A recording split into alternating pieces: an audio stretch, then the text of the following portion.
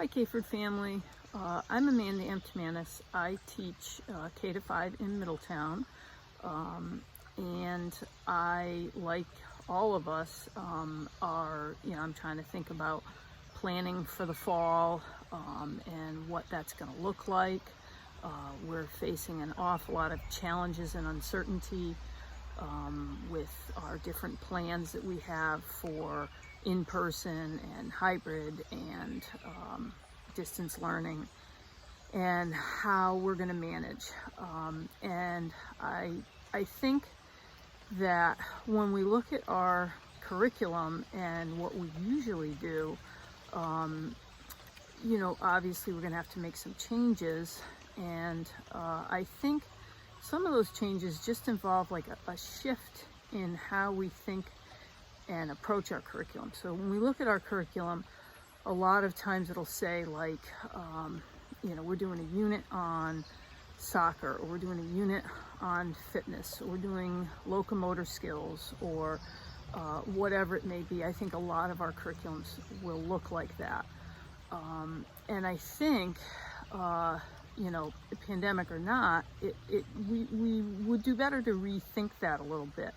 When we look at our national standards, we're all familiar with this document.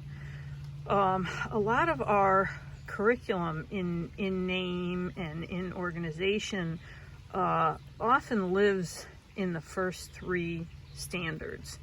So, if we're talking about particular skill competencies, or we're talking about sports and building understanding around sports and being able to play certain sports or activities. And now I hear a lot of people talking about going to fitness activities, because now, we might not be able to use some of our equipment. But I think a lot of times standards 4 and 5 tend to be almost like afterthoughts with us. And I think now's the time that we bring those to the forefront. So a curriculum, some units around personal and social responsibility, or, really drilling down into why we are trying to be physically active and what that's going to do for our health during a pandemic, is going to be the key to how we plan. What we call something matters, what we name it.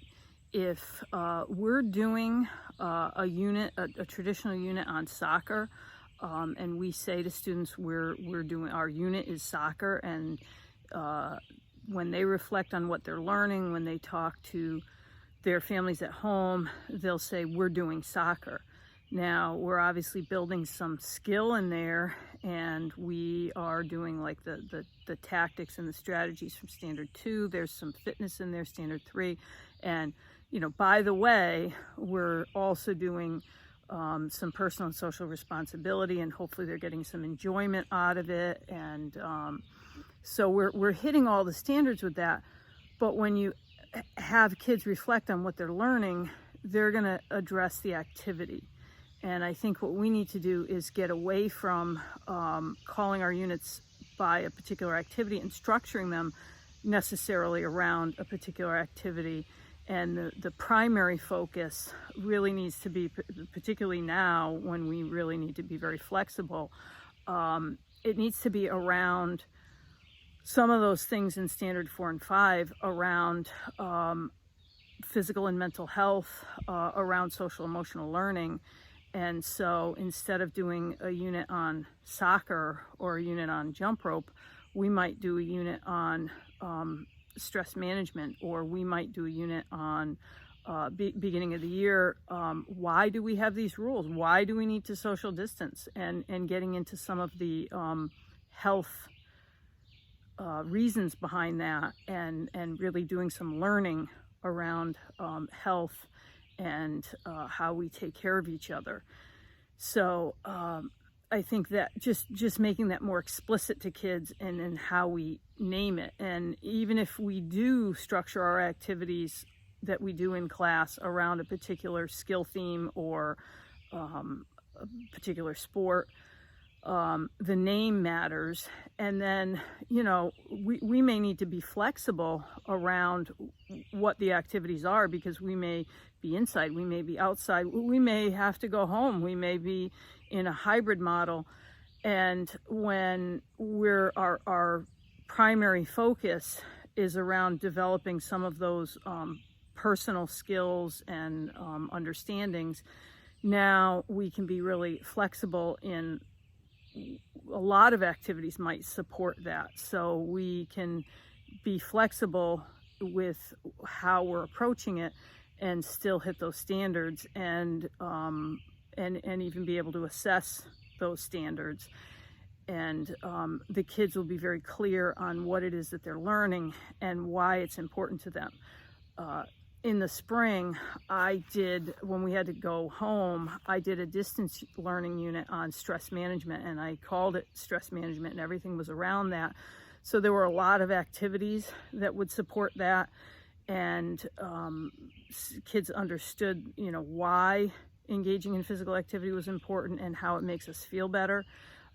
We also developed some understanding and skills around breathing exercises and other strategies for managing stress, and I'll probably be revisiting that, because that's really what is at the forefront of everybody's mind right now. So when we talk about health education and physical education being critically important, I think when we're explicit about this is what we're learning with our students and with our administrators and with our families, I think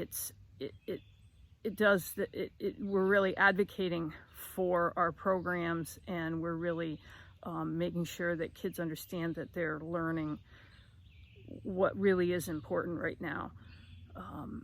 So, you know, I think that'll make planning easier for us when we approach it that way, because flexibility is definitely going to be the name of the game this year. So good luck, Kayford family, and it ought to be an interesting year.